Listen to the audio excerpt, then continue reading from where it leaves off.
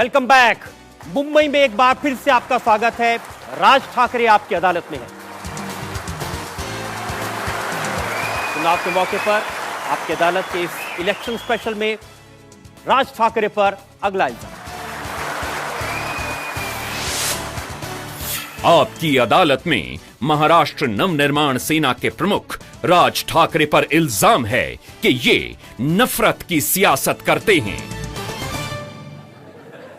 आपको थोड़ा बुरा लग रहा होगा, लेकिन मैंने सोचा कि यहां महाराष्ट्र नवनिर्माण सेना के सैनिक हो तो भी मैं रिस्क ले लेता हूं आपसे पूछने का। और पहले तो आप मुझे बता दीजिए कि मैं सीधा पूरा साबुत वापस चला जाऊंगा दिल्ली? जी बिल्कुल, मैं आपको एयरपोर्ट छोड़ने के लिए आऊंगा। मुंबई में कर्नाटक से लोग आते हैं, गुजरात से लोग आते हैं, राजस्थान से आते हैं, हर जगह से आते हैं, लेकिन आपके निशाने पर सिर्फ बिहारी क्यों होते हैं? उत्तर प्रदेश और बिहार से जो लोग आ रहे हैं यहाँ पे, हर एक आदमी, हम लोग बोलते हैं कि हम लोग काम करने के लिए आ रहे हैं, लेकिन यहाँ पे जब वो आते हैं कुछ समय के लिए वो काम करते हैं, काम करते रहते हैं, लेकिन आहिस्ता आहिस्ता पता चलता है आपको वो अपनी अपनी कॉन्स्टिट्यूंसी बना रहे हैं। एक एग्जाम्पल लेता हूं कि आजमगढ़ या प्रतापगढ़ से कहीं एक आदमी आया जिसने एक बहुत ही वाहियात स्टेटमेंट उस दिन किया, जिसका नाम है अबू आजमी। वो आदमी महाराष्ट्र में आता है और यहां पे आने के बाद 2 जगहों से चुन के आता है। आप वो 2 जगहें जाके देखिए, मैं आपको लेके जाऊंगा। वहां पे यहां पे रहने वाले जो लोग हैं बरसों से, वो है नहीं। वो उत्तर प्रदेश से आए हुए जो कुछ लोग हैं जिनको वहां पे बसाया गया है, उनसे वो चुन के आते हैं। तो ये जो राजनीति जो कर रहे हैं काम के नाम से, मैं उसके खिलाफ हूं। जैसे अगर देखा जाए, मेरे ऐसे बहुत सारे दोस्त हैं, यहां पे भी आए होंगे। मेरे एक दोस्त है मिस्टर सुरेश गुप्ता, जो मेरे मित्र है। ओरिजिन होगा उनका उत्तर प्रदेश का, अच्छी मराठी बोल लेते हैं, मराठी स्कूल में पढ़े हैं, उनको कभी दिक्कत नहीं आई। मुझे भी कभी लगा नहीं कि वो बाहर के हैं। मेरे बहुत सारे गुजराती दोस्त थे, बहुत सारे मुस्लिम दोस्त थे। अगर मैं इस तरह की अगर राजनीति में करता तो क्या वो मेरे दोस्त रहते? शायद उनको लगता होगा कि दोस्त रहेंगे तो प्रोटेक्शन मिला रहेगा, तो बाकी लोगों को भी मिलता होगा। कहां प्रोटेक्शन मिलता है? देखिए कितनी लंबी लिस्ट मैं आपको बता सकता हूं। फरवरी से मार्च 2013 के कुछ लिस्ट निकाली मैंने। ठाणे में एक उत्तर भारतीय की जमकर पिटाई की मनसे के लोगों ने। सतारा में सैनिक स्कूल के दाखिले का किस्सा आपको याद होगा, वहां लोगों की पिटाई की। बहुत लंबी ऐसी लिस्ट है। तो लोगों को मारना पीटना ये कोई अच्छी बात है क्या? नहीं, आप जो सवाल मुझे कर रहे हो ना, आपने कभी आसाम की जनता को नहीं की। यानी यहाँ पे तो कुछ वैसे हुआ नहीं था ज्यादा, लेकिन वहां पे तो आसाम के लोगों ने बिहारियों को जलाया था, उनकी गर्दनें काटी थी, उनको मार डाला था। वो भी गलत है, लेकिन इतना आपने चलाया नहीं, क्योंकि टीआरपी नहीं होगा शायद। ऐसे सवाल में आपको मैं ईमानदारी से बताता हूं, जी बिल्कुल, शायद कोई भी इंप्रेशन हो, हम कभी टीआरपी मैं आपकी बात नहीं कर रहा हूं। आप सीधा आप पे मत लेना। आप जनरल चैनल्स की बात कर रहा हूं मैं, फिर वो हिंदी चैनल्स हो या इंग्लिश चैनल्स हो। मान लीजिए नहीं दिखाते हैं उसको। यानी मैंने एक बार कुछ तो एक किसी ने उस आंदोलन के वक्त एक कुछ समोसे की गाड़ी थी, जो सब समोसे रोड पे गिरे हुए थे, देखो राज ठाकरे के लोगों ने क्या किया। वो क्लिप इतनी बार दिखाई कि मैंने वो जितने समोसे थे वो मैंने गिन लिए।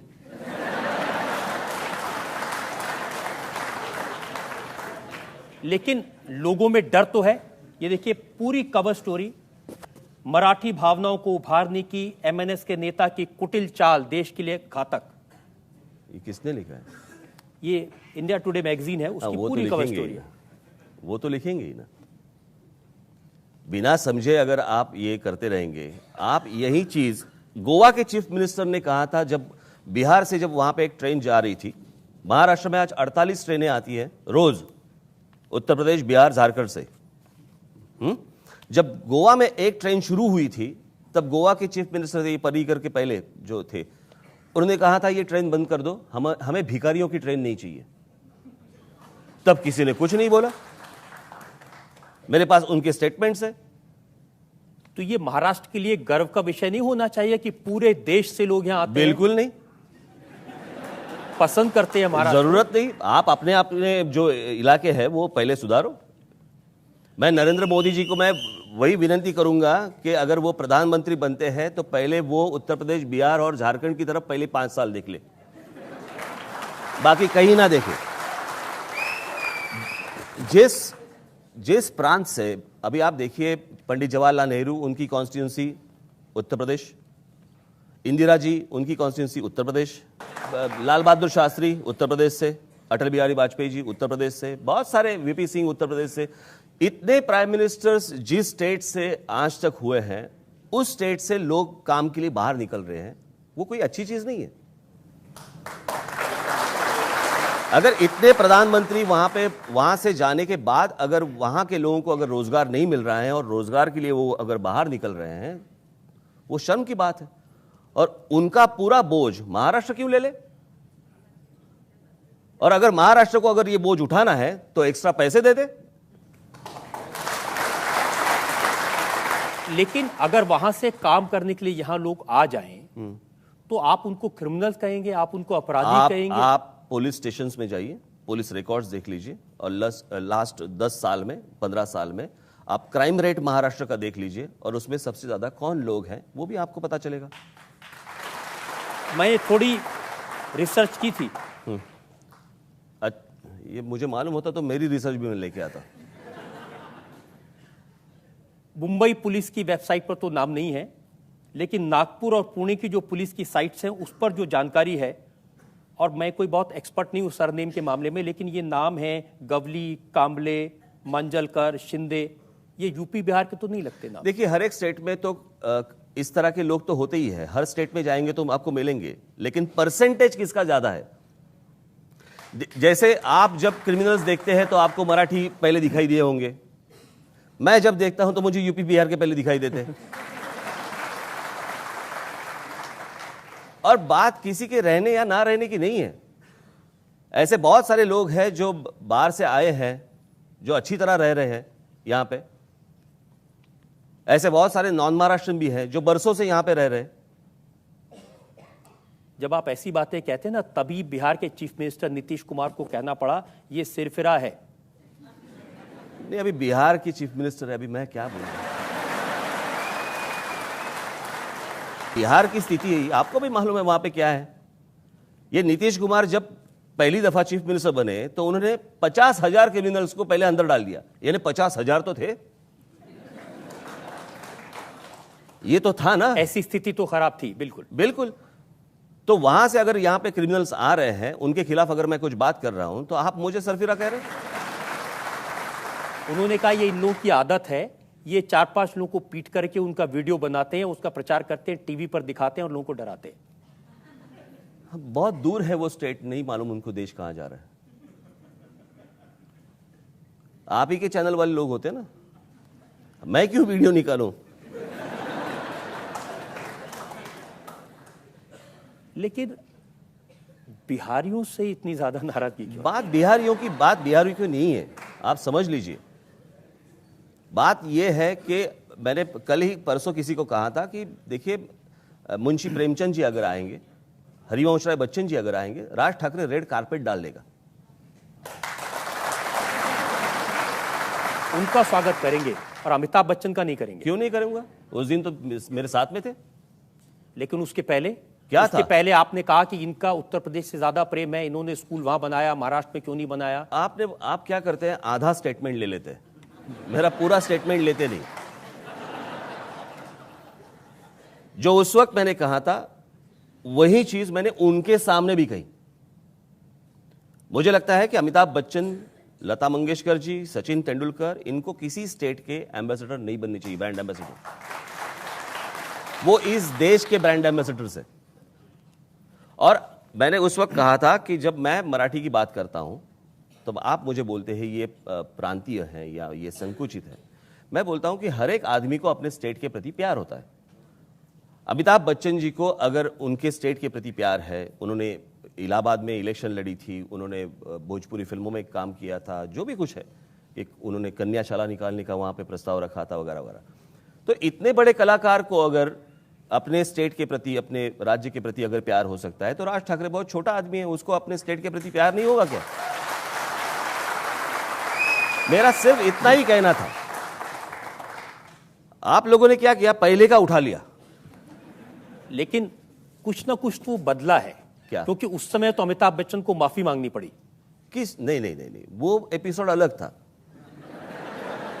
वो जया बच्चन वो के जया बच्चन जी का एपिसोड था, वो अमिताभ बच्चन जी का एपिसोड नहीं था, तो आपको भी मालूम होगा। हाँ। तो आप भी बताइए ना।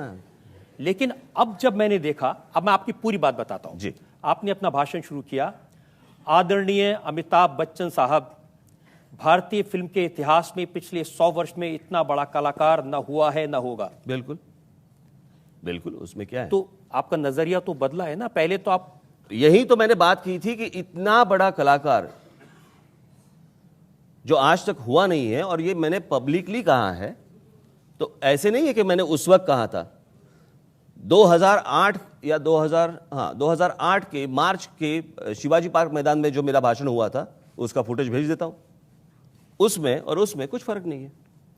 फिर आपके नजरियों में फर्क आ गया। मेरे नजरिए में मतलब हाँ, आप जब बोलता हूं ना, तब आप सारे चैनल्स के प्रतिनिधि हैं, ऐसे पकड़ लीजिए।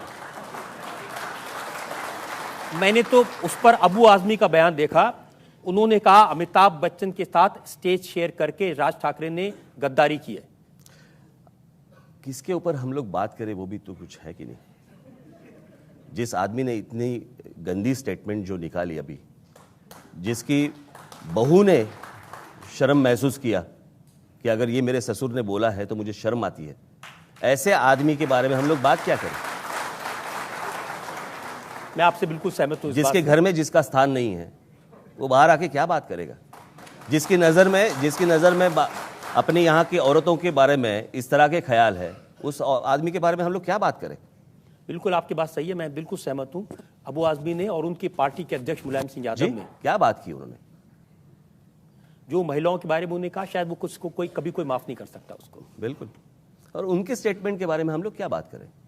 लेकिन ये तो आप जानते होंगे, सुप्रीम कोर्ट ने, ये मई 8, 2010 का फैसला है, सुप्रीम कोर्ट ने महाराष्ट्र नवनिर्माण सेना के प्रमुख राज ठाकरे से कहा कि वो उत्तर भारतीयों को निशाना बनाकर उकसाने वाले भाषण देने से बाज आए। क्या है अभी सुप्रीम कोर्ट में कौन सी मेरी फुटेज गई है मुझे नहीं मालूम। बहुत बार ऐसे होता है कि मैं यहाँ पे मराठी में कोई एक चीज़ बोलता हूँ, जहाँ पे बहुत सारे हिंदी और इंग्लिश चैनल्स पे उसका ट्रांसलेशन गलत तरीके से दिखाते हैं। मैं आपको एक बात बोलता हूँ, यहाँ पे एक लड़का है, आज भी है, वो एक चैनल में काम करता है। जब मेरा भाषण एक जगह पे हुआ था, उसके बाद मैं ऐसी कुछ चीज़ मैंने कही थी, और वहाँ पे चैनल पे वो जो एंकर लड़की थी वो कुछ गलत बता रही थी। वो लड़के ने उसको फ़ोन करके बताया कि आप गलत बता रही है, उन्होंने ऐसे नहीं कहा है। तो उस लड़की ने कहा, शट अप, तुम तुम्हारा काम करो, हम हमारा काम करेंगे। इसका मतलब क्या है? ये ठीक नहीं है। तो अगर मैं जो बोल रहा हूं, अगर गलत तरीके से ट्रांसलेट करके अगर आप दुनिया को दिखा रहे हो, और उससे अगर आप समाज में या दो स्टेट्स में या और जगह पे अगर झगड़ा लगा रहे हो, वो भी तो गलत है। मेरा एक पॉइंट ऑफ व्यू है, पहले आप समझ लो। आज आपकी अदालत में आपको इसीलिए बुलाया कि आपका पॉइंट ऑफ व्यू जनता के समझ में आ जाए, और मैं ये दावे के साथ कह सकता हूं कि आपने जिस सफाई से बगैर किसी सवाल को टाले जवाब दिए, मुझे लगता है कि जनता को जरूर समझ आया होगा कि बिहार के मामले पर, उत्तर प्रदेश के मामले पर आपका स्टैंड क्या है। मैं क्यों गुस्सा करूं बिहार के ऊपर और यूपी के ऊपर? कुछ लोग यहाँ पे जो आते हैं, अगर वो वहां से है और यहाँ पे अगर दंगा मस्ती करते हैं, बहुत सारे अच्छे भी लड़के आते हैं, अच्छे परिवार के भी लोग आते हैं। उनको पूछिए कभी राज ठाकरे ने या राज ठाकरे के लोगों ने उनको कभी परेशान किया है? लेकिन जिस तरह से जो लोग रास्ते पे आके, अभी पकड़ लीजिए, उस दिन जो मोर्चा निकला था आजाद मैदान पे, बराबर, वहां पे कुछ मुसलमानों ने मोर्चा निकाला था। उसके बाद फिर वो पुलिस को मारा, फिर वो जो लड़कियां थी, पुलिस कांस्टेबल्स थी, उनको अंदर खींच के जो भी कुछ किया उन्होंने आपको मालूम होगा। जब सर्वे किया पता चला कि मुंबई महाराष्ट्र के रहने वाले मुस्लिम नहीं थे, वो उसमें से बहुत सारे बांग्लादेश के थे।